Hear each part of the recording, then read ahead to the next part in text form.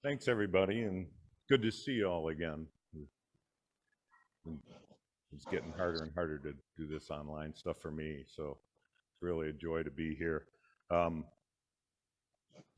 and Doug kind of misled you a little bit. He called me a master wood turner. I just happen to be somebody who's taken up the habit of wood chasing, or thread chasing, which is to me, it's a lot of fun. It's relaxing, and the more you do it, the better you get at it. You're going to make a lot of mistakes, and I'll show you some. But first, I want to tell you that I haven't done a demo before, so I'm pretty nervous. So if you wouldn't mind all just turning your chairs around until I'm done and look the other way, that would help a lot. I brought a few examples of some things, and this was, and you guys can pass these around, take a look, but this is the very first attempt at chasing threads. Turns really, it fits beautifully. I was all excited about it. I didn't even bother lining up the grain because I was just happy to get a good thread. Although there's some little bit of tear out on it, and I learned recently that that's most likely because the recess, and I'll explain that later, that you put behind the threads wasn't deep enough. And as your threads expand and that gets shorter, if you start to bottom out on that, when you get to the end of your thread, it'll do some tear out damage. So, George, did you just hand those up? So that's the first one. That was my very first attempt. A little bit of tear out, but it's a pretty good thread. And then this is one in several that I did in started turning some in cherry. I happen to have a lot of cherry that had air dried, and this particular one, I air dried. I just took the block of wood and I made my box. Everything fit nice, but it catches a little bit. It moves. The wood was moving, so I decided, it's probably best if I'm especially using green wood. Just like a bowl, if you want to twice turn a bowl to get it perfectly round, you kind of have to do the same thing here. And I started hollowing them out, just basically hollowing them and with a tenon on them, and I put them aside and let them sit, let them stabilize, and then I would return them, and it seemed to help. Might just be making this up as I go, but that's what it felt like to me. Oops, here, George. Yep, I'll keep an eye on that. So, and then I also have a Rose engine that I built with the help of George Armstrong here. And I've been having a lot of fun with that. This one I just did the other day. Now, sometimes with the cherry's a little softer than maple. It seems to thread better if I first, I'll start the thread. I'll put some CA glue on there, thin CA, hit it with some activator, and then I go back to do the threads, and I get a good clean thread that way. Still a little bit of chip out on this, but it's not too bad. I think it was recovering after I put the CA glue on it. Here's an example of one that this is about lining up the thread, as I'll explain, or lining up the grain, and basically I went too far and I passed it. So I may be able to repair that. I don't know how to put wood back on there yet, but maybe a drop of CA glue will be enough to keep it from closing too tight. And this one it's a real pretty piece of maple, spalted maple, but as I was trying to get the thread, the grain aligned, I went too far, because what happens, and it's one of the things you need to look for as you're lining up the grain, this ridge was hitting my bottom here. So you're taking off very little wood, and I did it a couple times, and I thought, my line's not moving, why? And I realized what it was. So when I took some off of the lid and I put it on, now all of a sudden it just keeps spinning. I got past the thread with the other thread, and it'll spin the other way too. So it's kind of a locking box, unless you know that you have to pull on it. So, Otherwise, and it's real easy to line up the grain on this one. So, never miss. You might go past it, but you can still get there.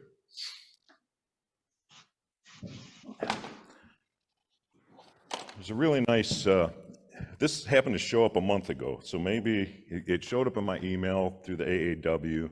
This is an article on thread chasing, and it's in the American Woodturner Magazine, June 2020 edition. So if you have that, you can get a lot of good information here. I don't use these, the type of tools, the threading tools he uses. They're separate ones each for male and female, and then I have one that's a double-ended threading tool. So it's a Mike Mahoney signature tool, and that something I was kind of interested in, but I always thought that this is probably beyond my skill level, and I didn't bother, and I'm looking at the different tools and the support tool and all that, and I thought, geez, I don't want to mess with that. And then I happened to see a demo that Mike did on this this tool that he helped design, and his signature tool, and thought, well, gee, he makes it look easy. I could do that. So, and so that's how I wound up getting into this. So this article talks about wood selection, and I don't want to get into too much of that because I'm still learning too. I don't know what really works good. I've seemed to have a lot of success with hard maple. I've done okay with even black walnut if I harden the threads with crazy glue. But here it's, I find this kind of interesting. It says, according to the United States Department of Agriculture, specific gravity is the single best predictor of the mechanical properties of wood. Woods with a specific gravity of plus or minus 1 are a choice for thread chasing. I don't know how to measure that. I mean, I'm sure there's books on it, but to put that in there just, to me, adds a little confusion. So we can get started. This, this is just a block of wood that I'd turned. I put a tenon on each end. You all know how to do that. And then you part it off, and you get the lid and the base, which is what I've done here with this one. This is hard maple. This has been kiln dried. So I parted it off, and they mentioned using the golden rule. I just used my golden eyeball. My left eye, I'm waiting for my cataract surgery this fall. So everything, if I close my right eye, everything looks golden. So that's what I use to gauge my distance. And you start with the lid, and what I do is, I'm sure a lot of you probably do this. I like to mark my position on the chalk. As a rule, I always mark between jaws 1 and 2, and that way it stays true when you put it back on the lathe.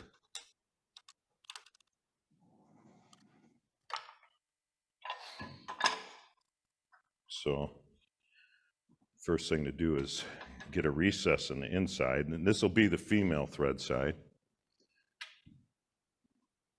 Yeah. Think about that. And I use these for setting my thickness, of course, for comparison and lining up for the next one.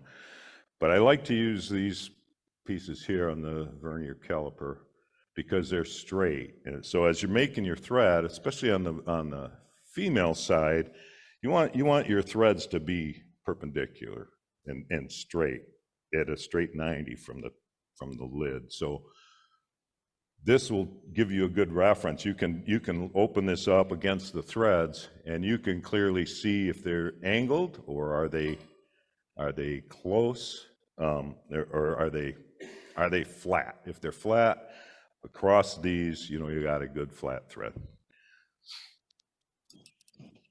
All right, Doug, let's see what we got here.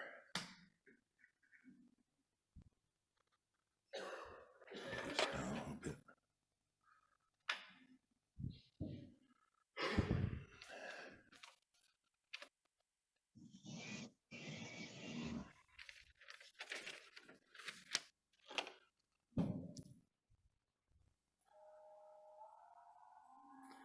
You can use whatever you want to hollow this out.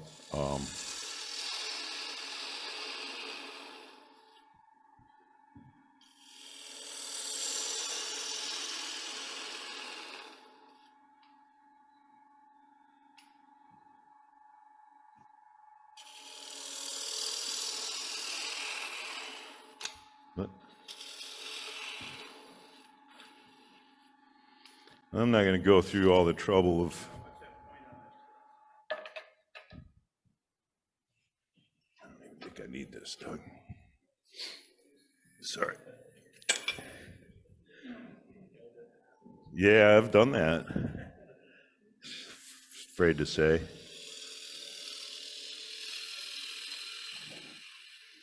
So you get the idea. Hollow out the lid a little bit.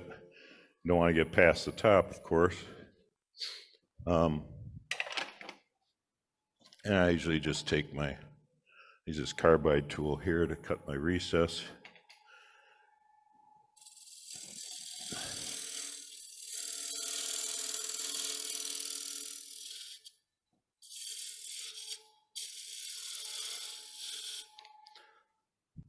And I'll probably use this. This is just a flat scraper to get my sides straight.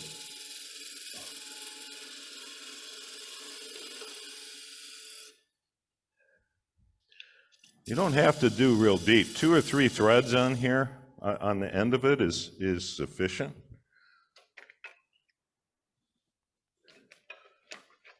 The longer the thread, it's okay, but if you put a real long thread in there, it just takes you longer to open the box. So, and I can see, you can't see this, but I'm just checking that I'm nice and square there. I can see I'm square, so I believe I'm probably deep enough. You need something to cut your recess. John.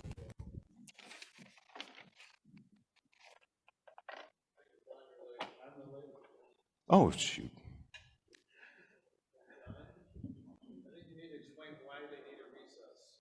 Yeah, I'm gonna get there. The recess goes behind the thread, and you need a recess as you're cutting the thread. When your tool gets past the end of the threaded area, you got to have a recess there for your stop point, and then you move off of the part. So if your recess isn't deep enough, you'll start getting thread tear out, because you're going to hit that recess at the end of the tool. It's going to stop you, and it's going to prevent you from going all the way through. So you need that recess. You got to leave enough wall thickness here to give you a good recess so you cut the threads, because if you need to go back and deepen that recess some more, you got to make sure you have plenty of body here on this wall stock. So this was just a old round nose scraper shopsmith thing I had that I never used, and see it? Yeah, it's just, I just ground it and made it work. It's an ugly piece of tool, but it works pretty well. So I'll just get right in here against the back and come into the side. There, I got my recess.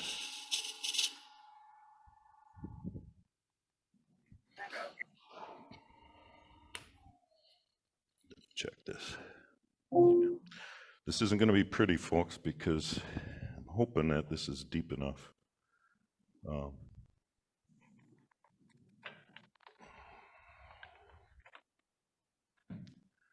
You need a little bevel here to start your thread at about a 45. I already see I may not have enough room, but we'll find out. Speed for a 16 TPI thread, and I only know this because it's what I've been doing. I run at about 350 RPM. Between 300 and 350, somewhere in there. There we go. Yeah. This is really sensitive. All right.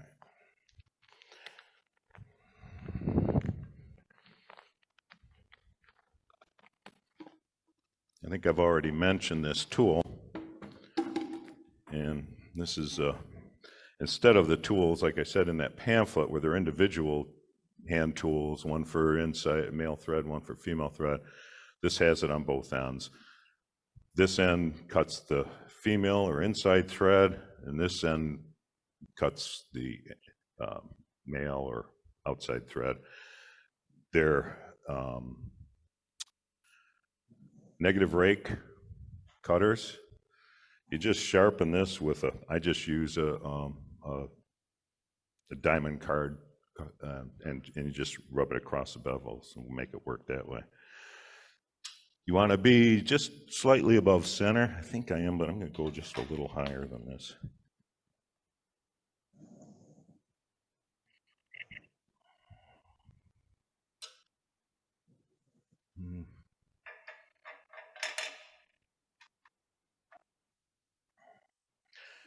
The reason for that is you don't want to bottom out on that angle down there.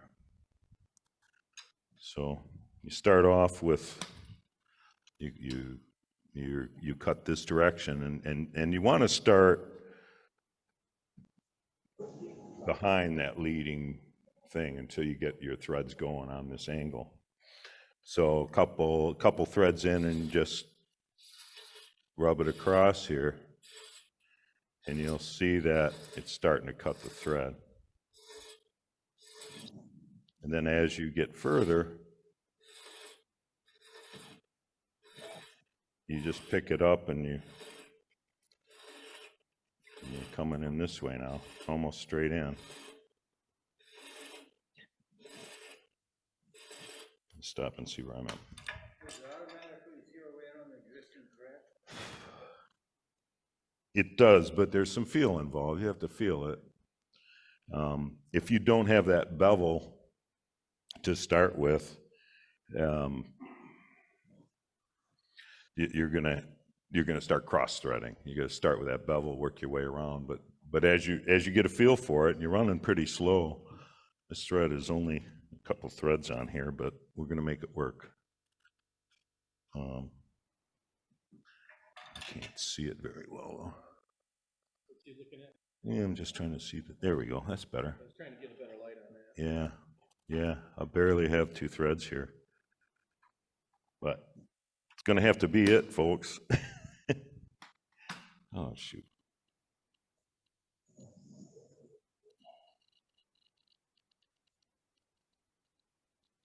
Get the speed back to where it's supposed to be.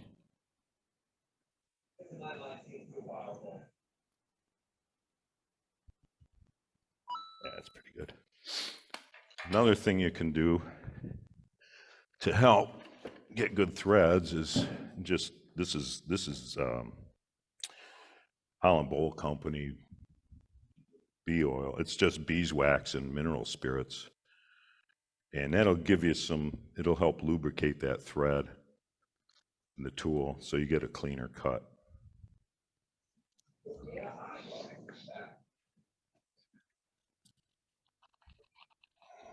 I may have to start that other one. I hate to do that now.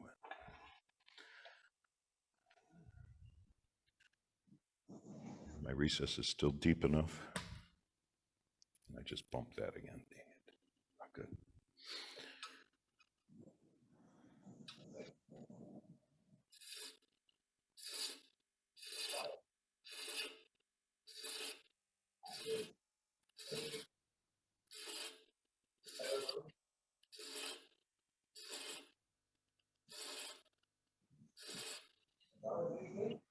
Now show us how the recess works with pulling that tool out of there. With pulling it out? Yeah, show exactly what that recess is for. Yeah. Well, I don't have much there at all. I might have to get another lid. The recess is, it prevents you from bottoming out at the bottom of the thread. It gives you room to get past it. And as you get close to it, you want to be pulling away from there before you hit that wall. If you hit this back wall, you're going to be, you're just going to tear your threads out. So it has to be below the bottom of the threads. So yeah, like right now, I'm looking at it thinking I may want to actually. I think I will. I'm going to take a little more out of there before I finish this.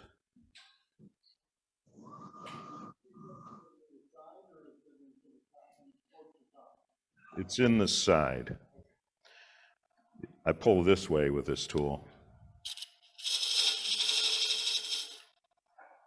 just to give me enough room for clearance at the bottom. I think I'm just about done here.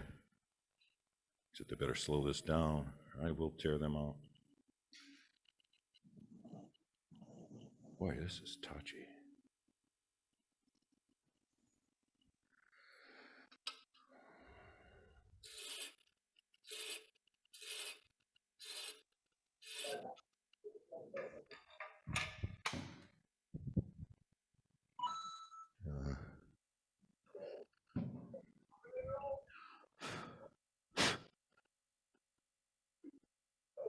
Do I even have a thread? Jeez.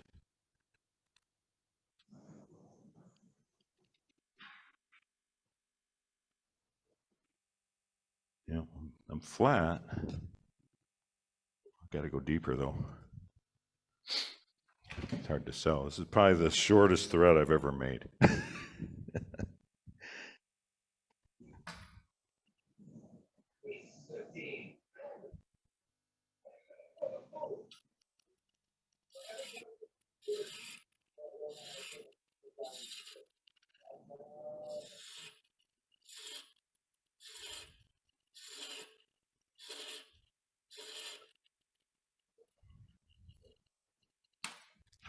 Keep hitting the wrong button, Doug.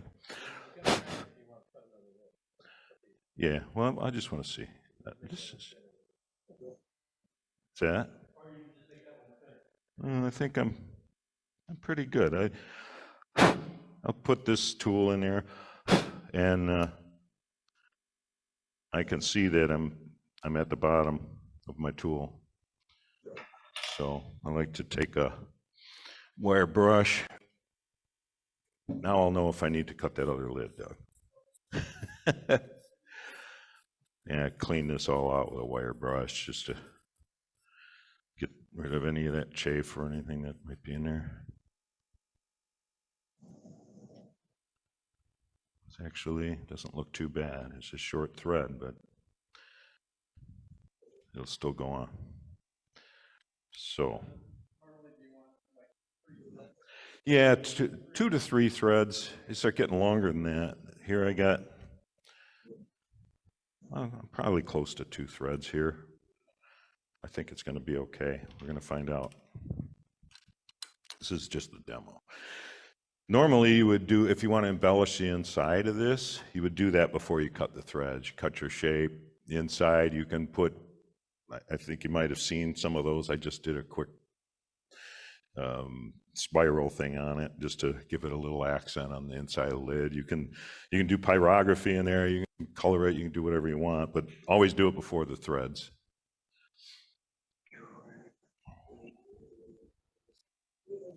Let's see. I should do this. Nah, I don't need it. Yeah. So that's the lid. Now this is going to give me the reference for the rest of it. Well, I hope this works. And I'm going on my mark here.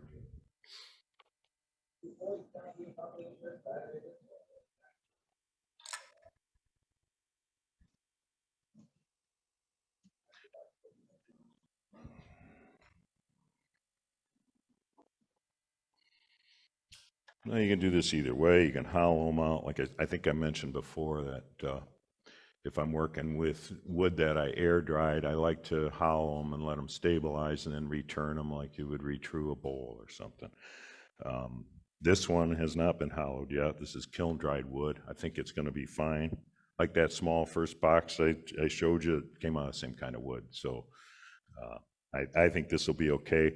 Obviously, the bigger you make, the more likely it's going to change on you too, the larger thread size. So I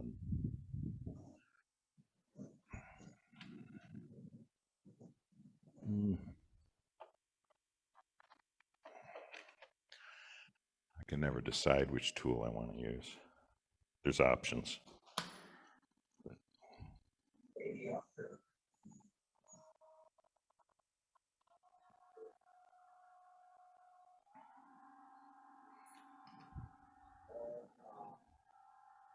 This isn't very deep.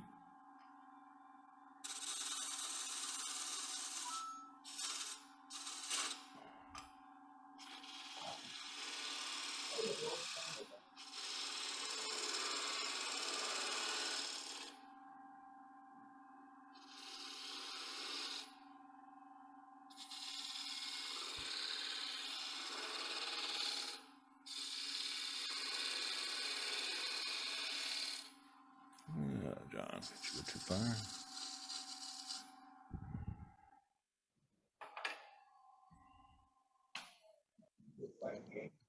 Yeah, I gotta go a little more.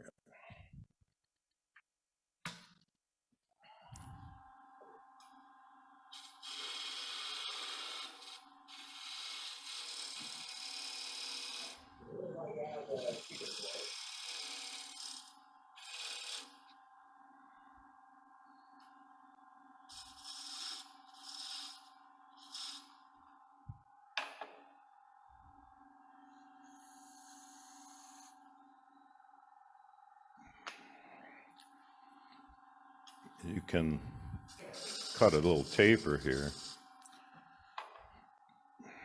and maybe just get a rub mark on there to see. Yeah, I'm pretty close. But I do want to take a little bit more.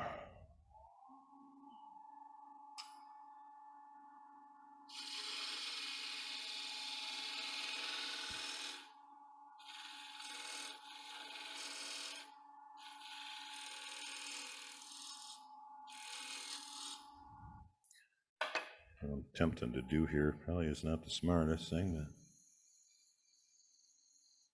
but I'm pretty close to that now.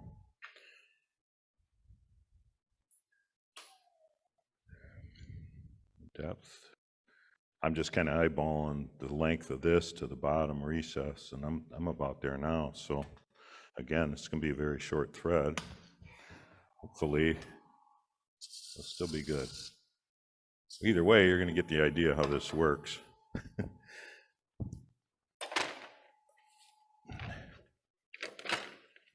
Use a thin kerf parting tool for this to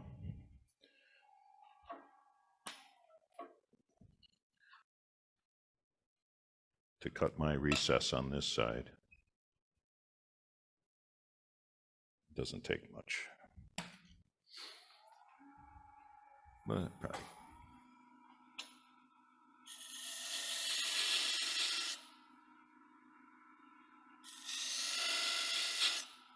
It's plenty.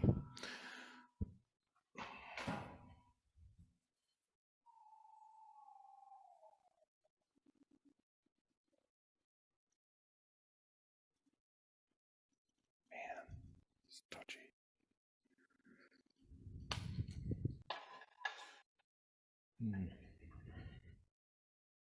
Get some of that out of there. So I got my bevel, I got a flat spot, and I got my recess. This wall, I'll clean up later when I go to match the threads.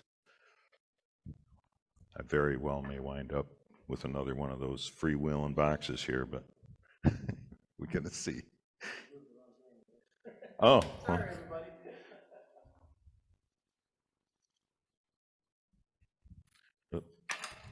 Yep, I'm gonna be up here again.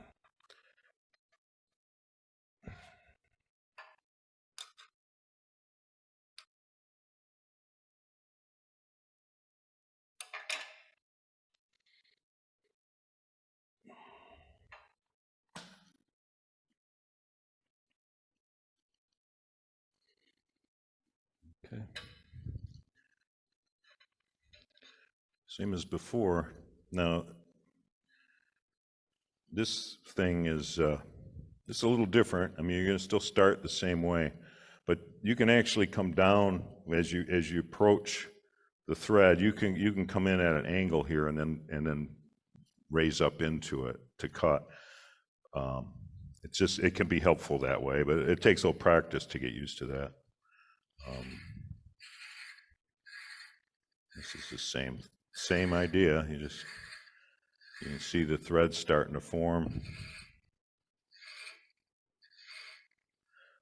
As you come across it, now you are going to get into that leading cutter. Like I showed you, you start with the further back.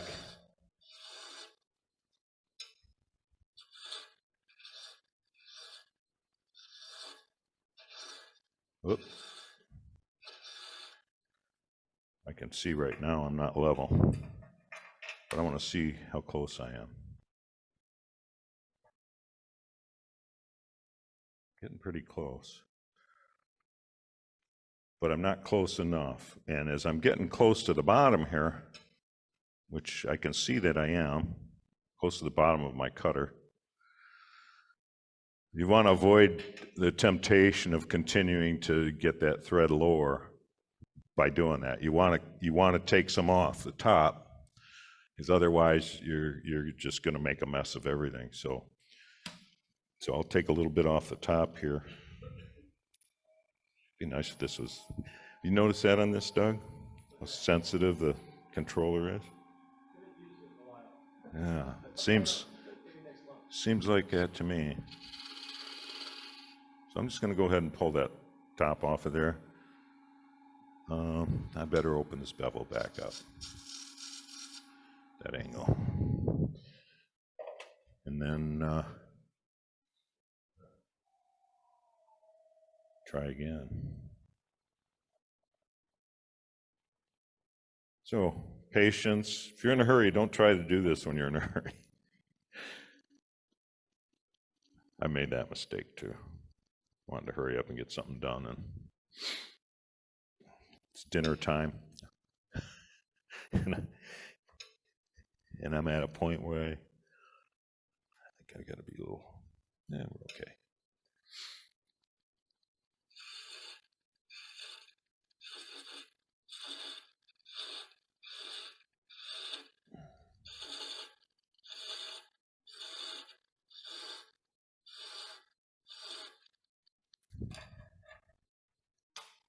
Put some of this on here.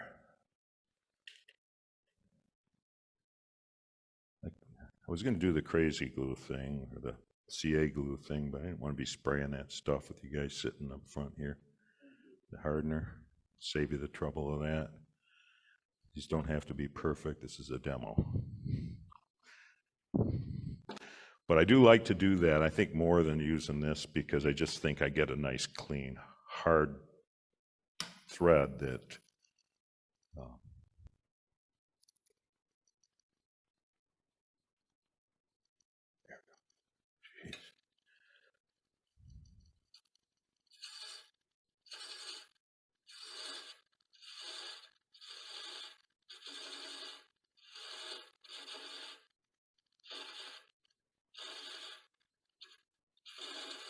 uh-oh. Did you hear that? I just cross-threaded it, didn't I? Huh? Gotta hit the ground running, right? Yep. So I mucked that thread up, but I'll bet it's still thread. No, I'm too big. Too short now. How much time we got? You got 45 minutes yet. Do I? All right. I don't have to talk, so here we go. You just do it without talking. I can do it without talking. Get there quicker.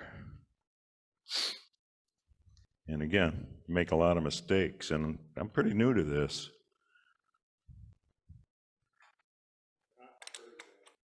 I know. You're not what? We're not in a hurry. Oh.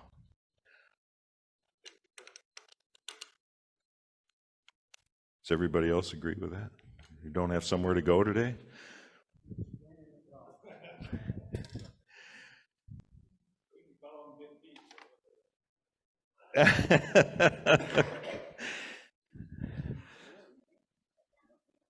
Remember, kids, don't try this at home.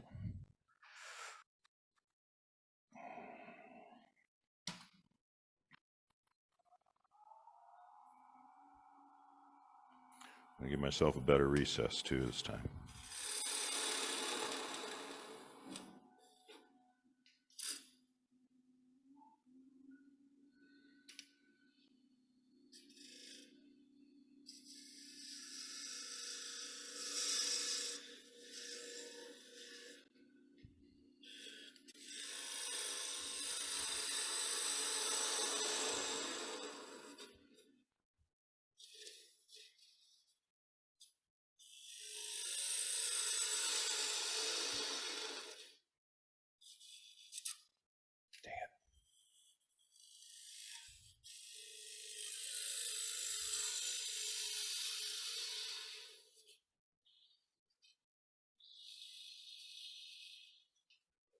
I'm not trying to be pretty here. I'm just gonna one more.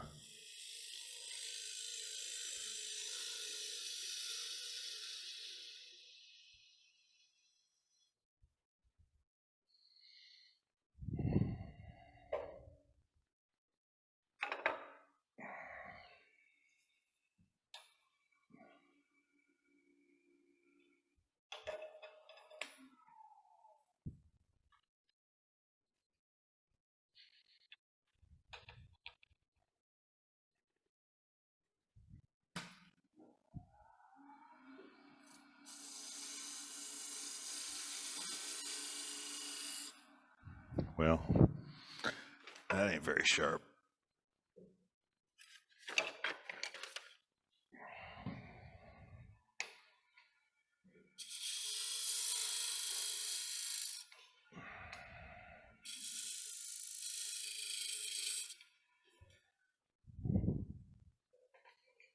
It's not bad for squaring up, but it's not going to take a lot out.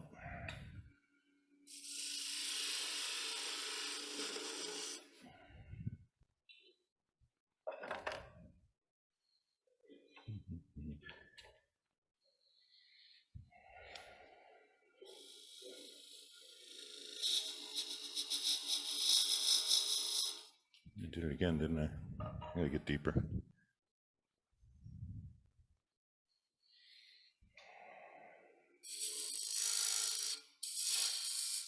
There we go. That's better.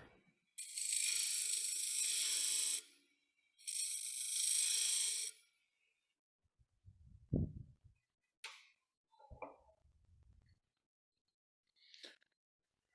sure I'm square.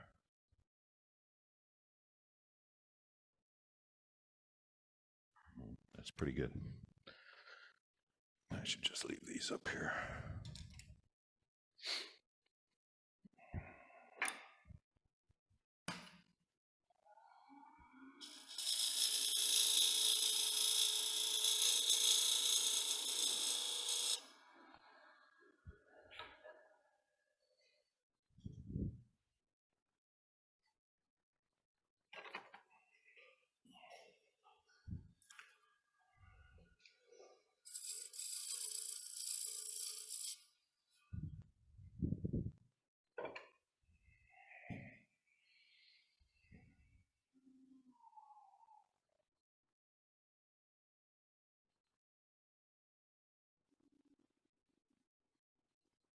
RPMs again? Yeah, try it. I'm shooting for around 350. Really want to be, for this thread, for 16 TPI, according to that flyer, 300 to 350 RPM is ideal. But depending on the thread size, and it mentions that in the book, but it doesn't say anything about speed for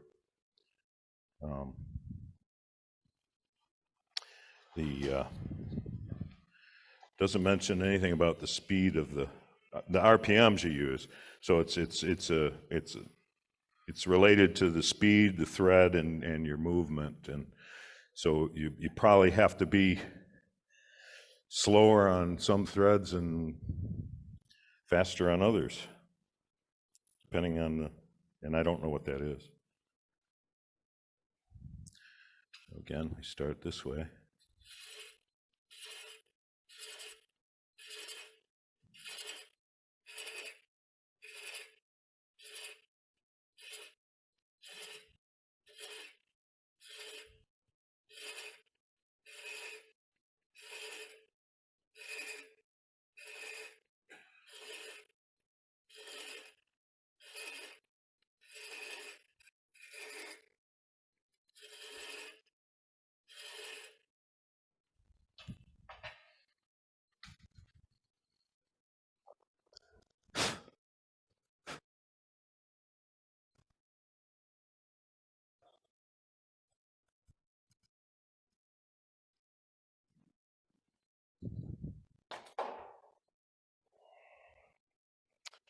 Keep touching that bottom speed button.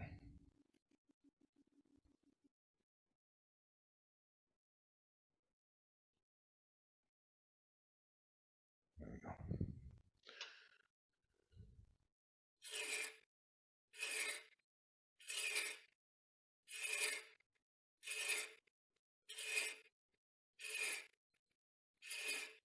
Yeah, you just want to be sure as soon as you know you're past that, you got to pull away, push away.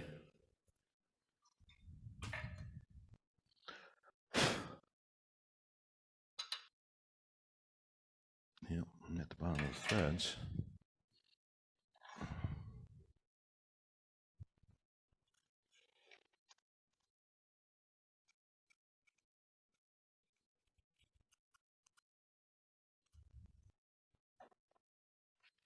Grab the wrong brush.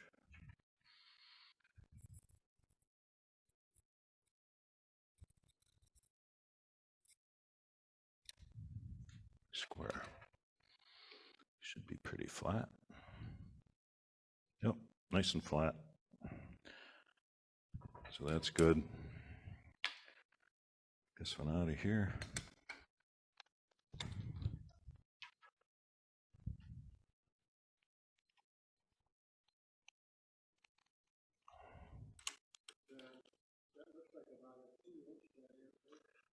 Yeah, pretty close.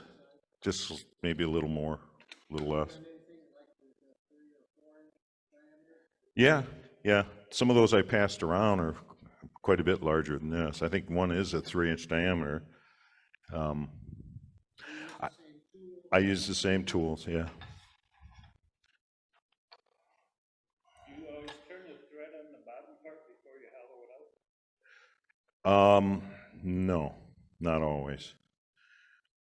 It depends like I said, if I start with green wood or something that I air dried, that I cut and air dried, for some reason, if it hasn't been kiln dried, it seems to want to move more. That's maybe just my perception, but. Plus, if you hollowed it afterwards, you have to make sure you don't hit your threads. If you're hollowing it after you put the threads in there. Yeah. You make sure you don't. Yeah, well, I do that with this, but I'm just gonna run a Forstner bit in there, and then I'll clean it up with a carbide tool, so.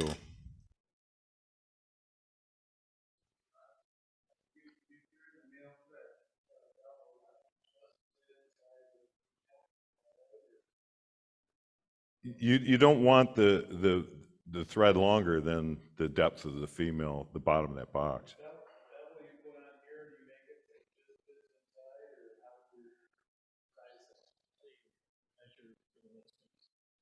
Oh, well, I'll get down to, I got to turn this down, and there is a bevel here, and you can rub that against and see the width. I think what happened to me, I took too much off, and I was too tall.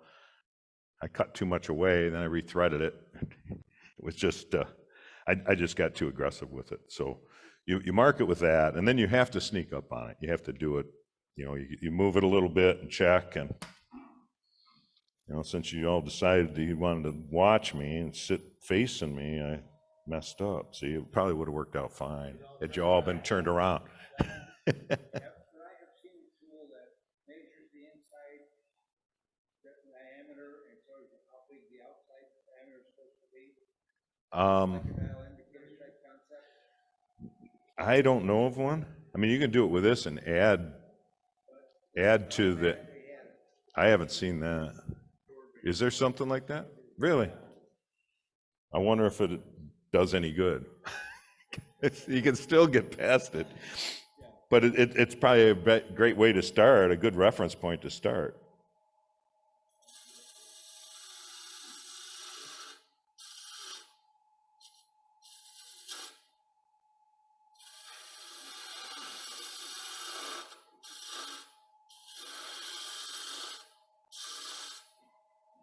See, I'm looking at this, get an idea how deep I want to go. I can get close without having to keep measuring.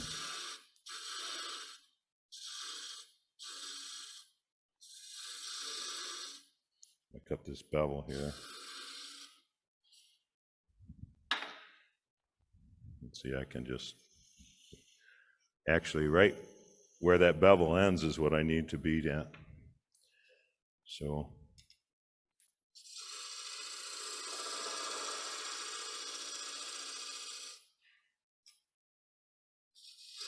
whoop.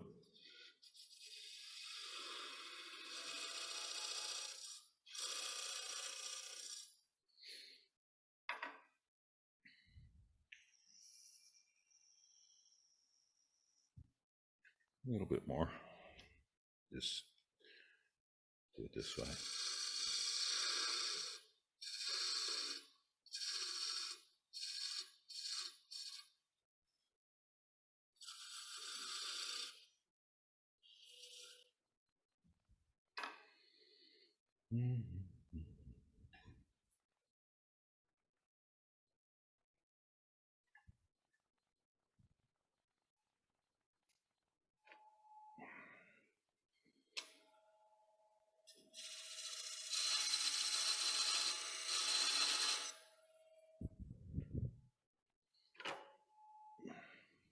Seems like I only almost fell once so far, Bruce.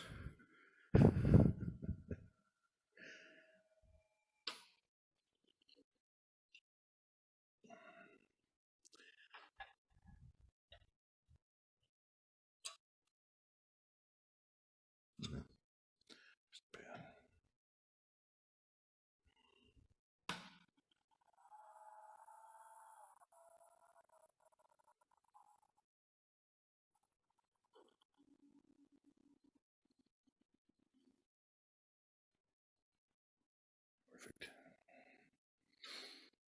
Same thing, start at the angle.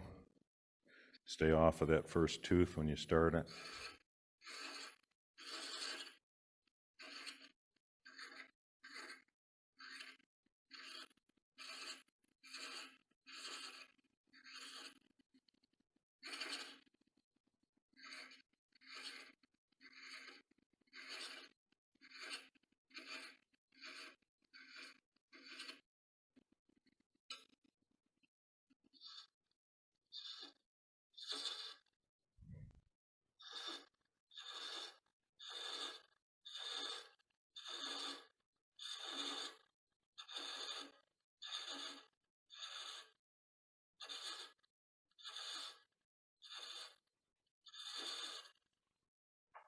I know I'm not flat, but I want to make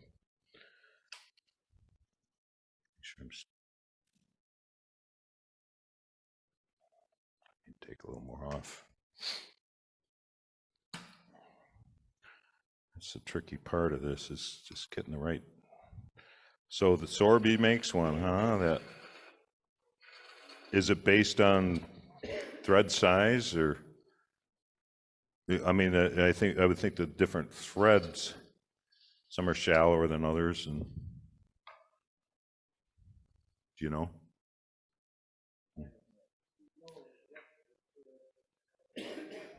Yeah.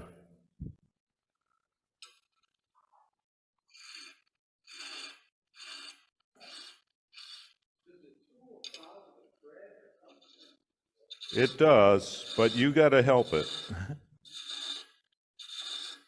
Once you get started in there, it's going to follow it.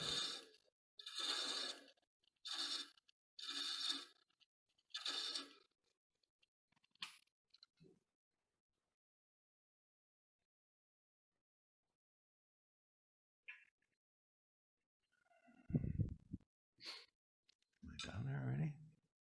No, I got a ways to go. Get some of this.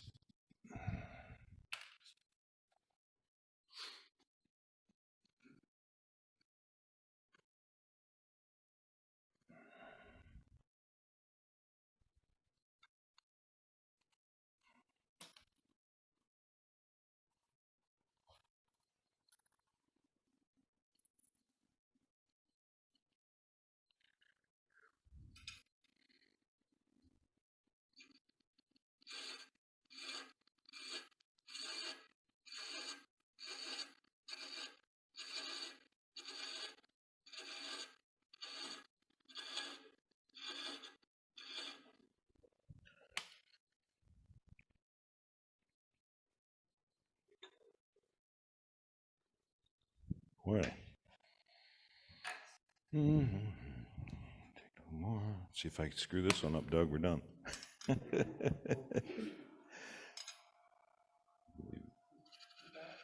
Yeah, it's still too fat. You get close. You're not taking off all the threads, you're just taking the top of them off? Yeah, I'm just taking the top off. Last time I got too aggressive and I took the whole thread off. And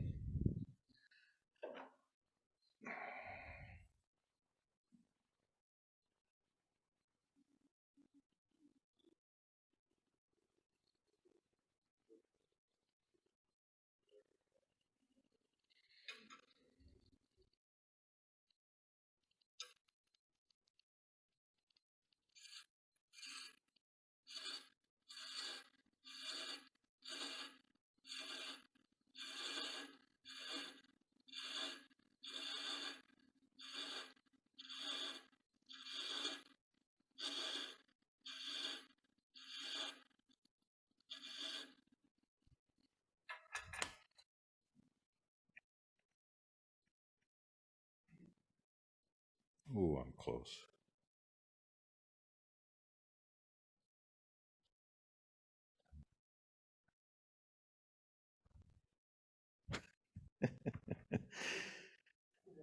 Couple more passes, I know. Deep enough in the back? I think so.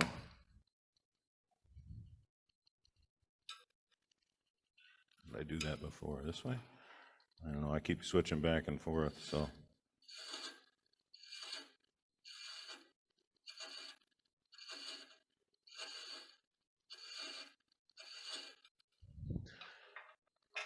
It's almost like watching paint dry, huh?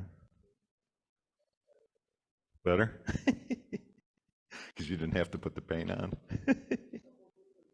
It's really, it's close, but doggone it, I'm going to have to take a little more off the top, I think.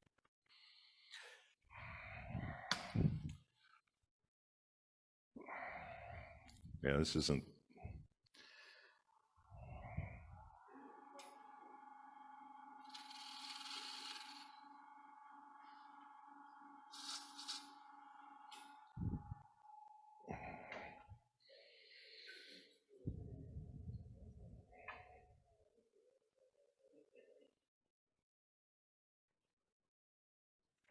Wow, that quick.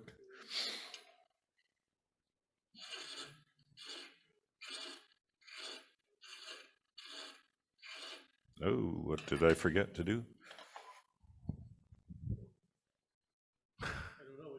Forgot to increase that recess. I took a lot away. Sorry. I'm going to scare you.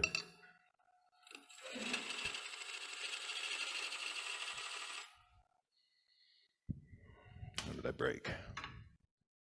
Oh boy, I just tore that all out.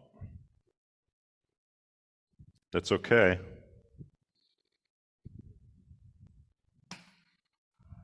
Because it's a demo.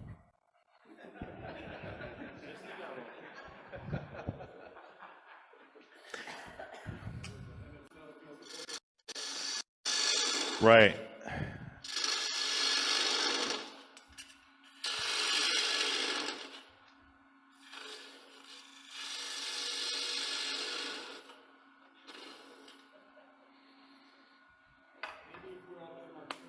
I think that would help, actually, but.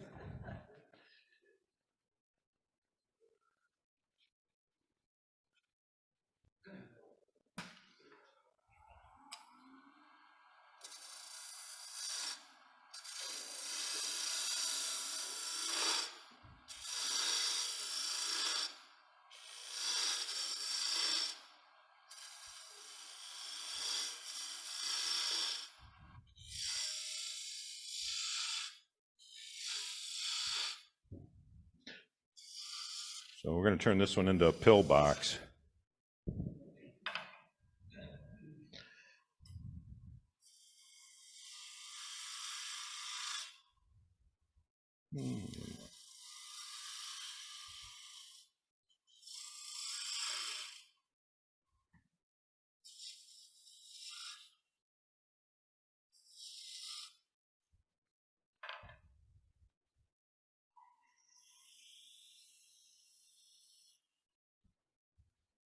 You can see I just burned a line with that lid just so I got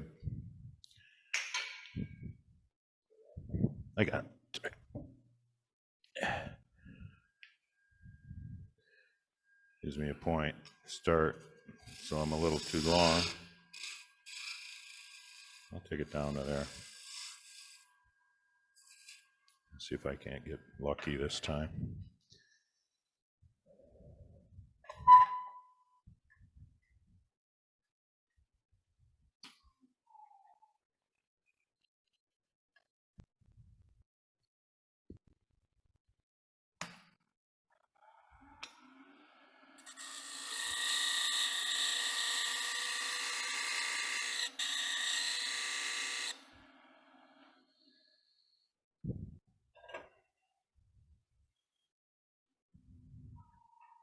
Doug's saying I could have done this by now. John.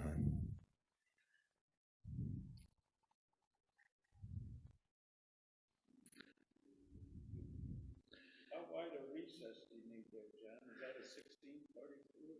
This, I think it's an 8. Yeah, I think. Might be a little bit narrower than that. I just use that because it's what I have. Well, like I said, you got to be comfortable with that because we don't have a lot of room to react and pull that tool away. So if you're not comfortable with that, you might have to go a little wider and put longer threads in. The wider you go, the longer thread you want, because otherwise you'll pass them up like I did in that one box.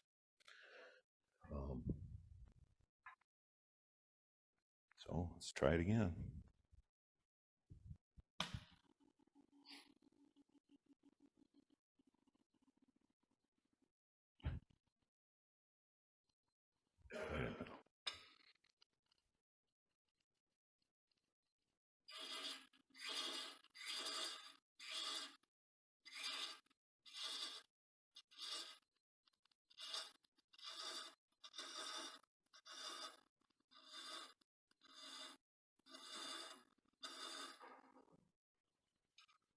Maybe this is better. Yeah, this way.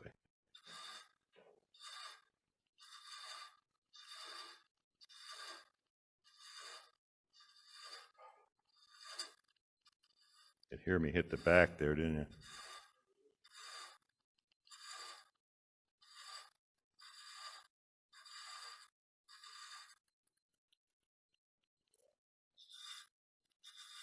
Looks like I'm at the bottom of my thread, so.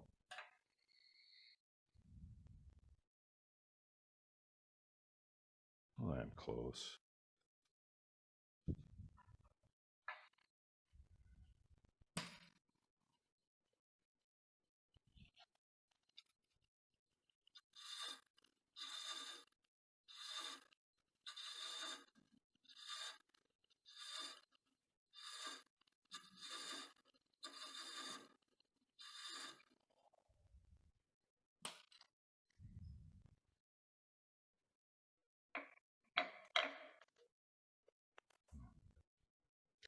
Oh boy.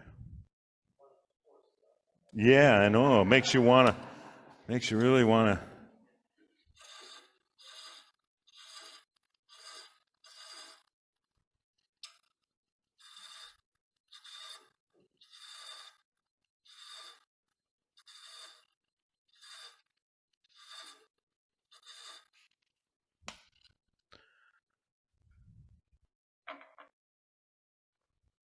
It's gonna have a bigger lid than a bottom.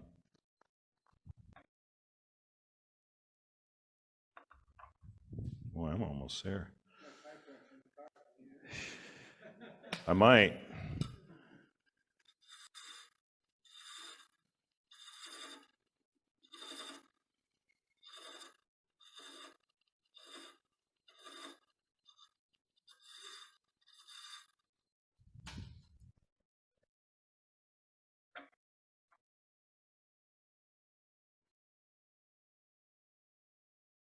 And you're all thinking, so who made those demo pieces for him? Where you buying,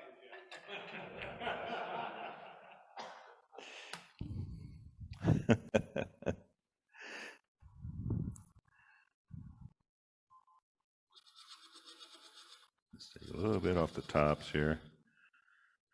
I'm so close now. Not as close as that first one.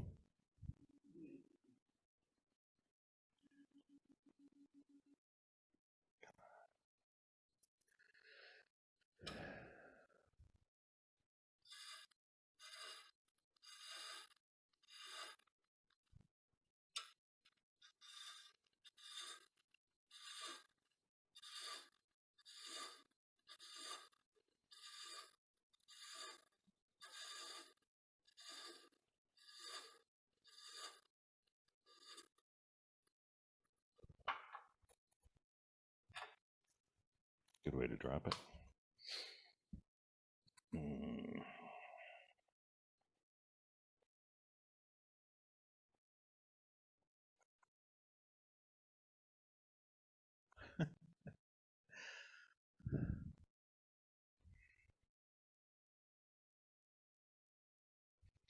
Just not.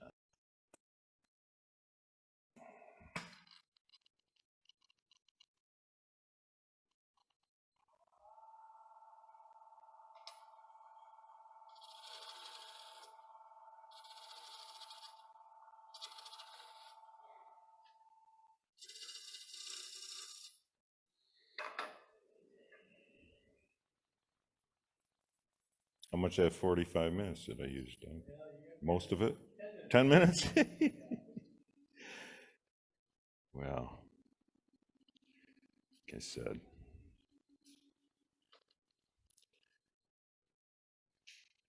what can go wrong will go wrong. Murphy's Law.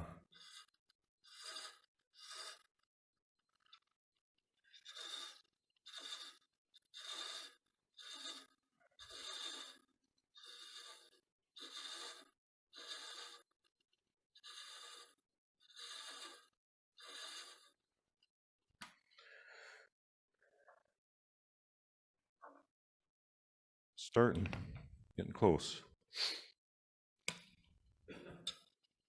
Try not to get too close.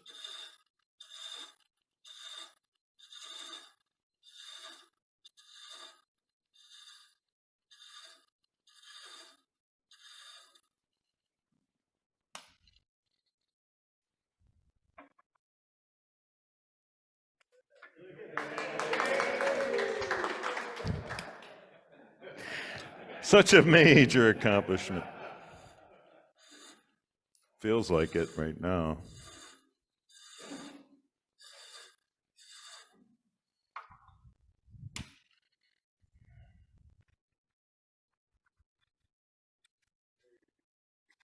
Getting there. But now my, yeah, I can see that it's, there, it looks like there's a little bit of a taper there. Let's see if I can clean that up without having to cut a deeper recess.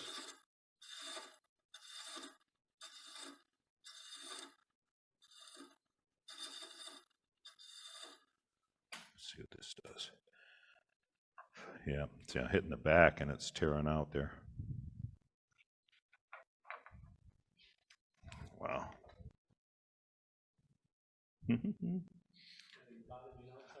I don't think I'm bottoming out yet, but I will if I'm not careful.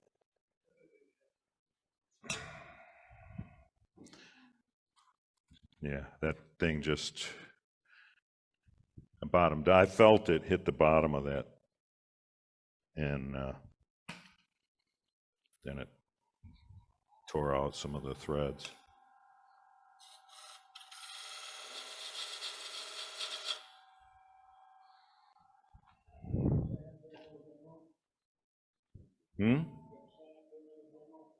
No. Maybe we'll do something I actually know how to do.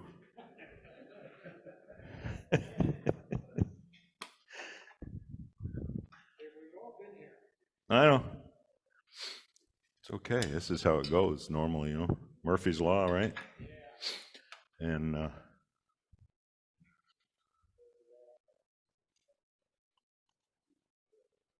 that first one I showed you, that very first attempt of mine, it went so easy. I thought, God, there's nothing to this. And every one after that has been a challenge. So, We've all learned something. Maybe not much. yeah. So we know what next month's challenge is going to be, right? Don't thread a box. It'll be pop lid boxes. Yeah, yep, press lids. Maybe. Can I get there?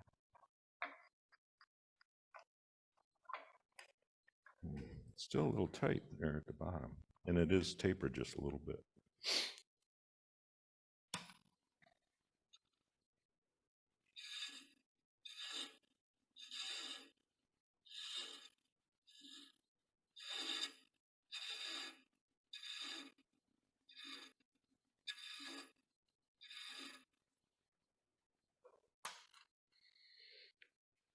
I am too long.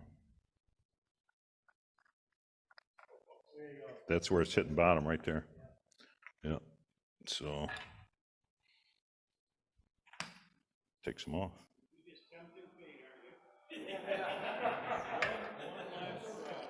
Well, I got to tell you, no, it's not the thread this time. It's this part that it's too long.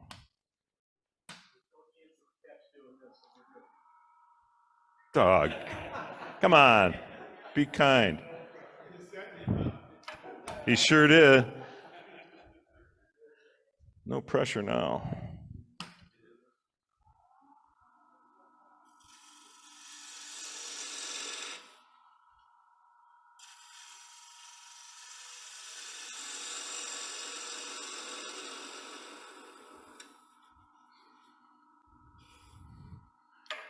I think.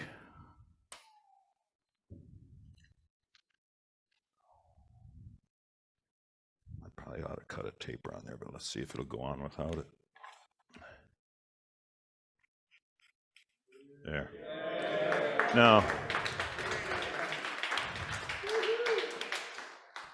Now the part to, I'm not going to be able to line up the grain real well because I took so much off of here. So, but the way you do that, I can explain it real quick. I can see this piece needs to be really actually over top of this. I'm pretty close where the grain all lines up already, I think. Sort of. But you would just, to do that, you just take a little bit off of here on the inside of here, and you don't want to take much. Yeah, this little guy will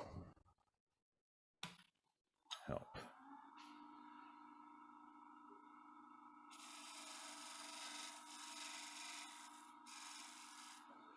I'm going to cut a little bit of that taper off.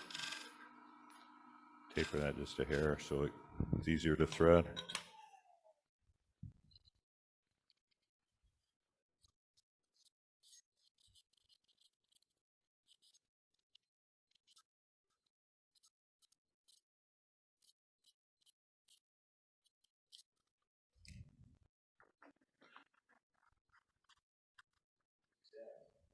I'm almost there, even though they don't really line up real well because of that, but so I'm just going to leave it there, and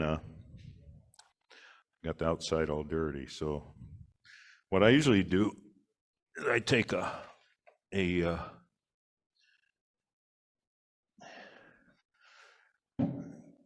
have these beading tools that are pretty nice from D-Way,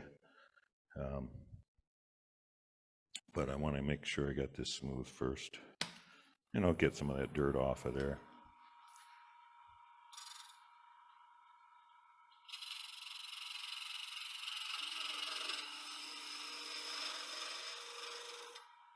Like I said, I'm not going to get too carried away with it.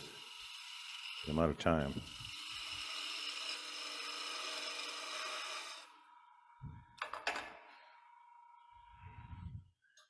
So this thing is just you just kind of rub it up against here, you get it lined up on that drain.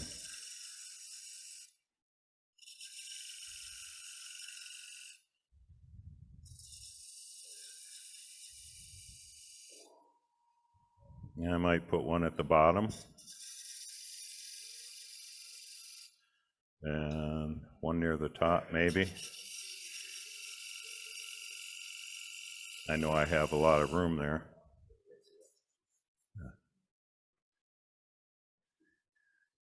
Some D-way. They're really nice. They do a nice job, and I think my spindle gouge just clean this up a little bit.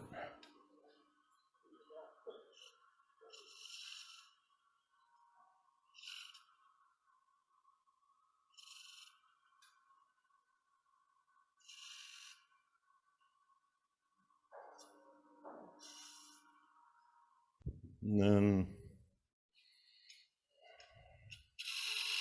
no, wrong button.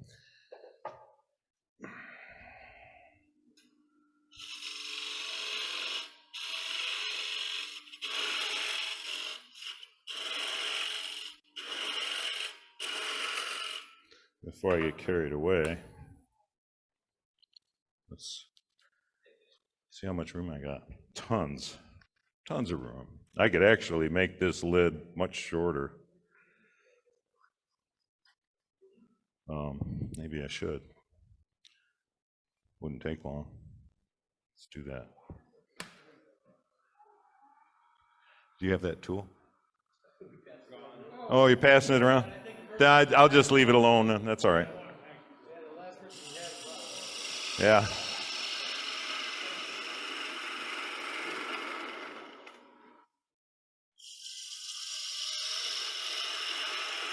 I was going to make the lid shorter.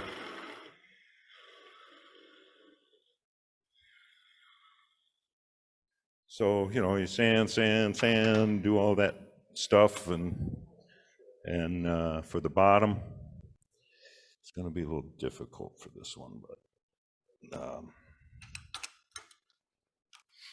course I would typically, maybe, of course this would be taller here, but I would be maybe make these a little bit coved shape. Sometimes I don't put beads on them at all. These beads didn't turn out great because I'm rushing now, but. You want your cup knife back? Yeah. And so, because I'm so shallow now, we'll just dig it out with a.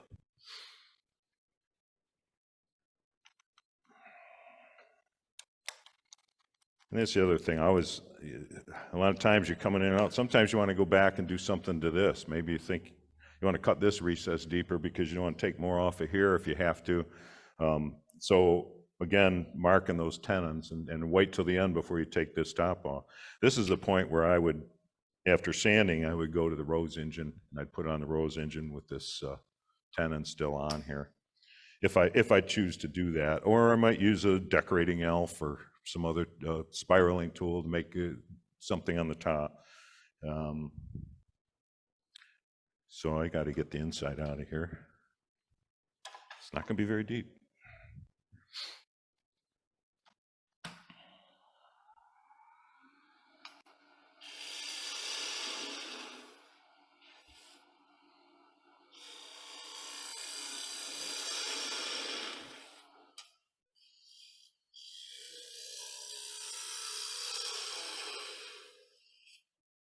I think I'm at the bottom already. So anyway, you get the idea. And I would have a deeper box. A lot of times I'll use a Forstner bit to take out most of the recess. And this would go on a jam chuck. Not much to jam here, but then I would turn the tenon off. Turn the bottom part off. So I don't know.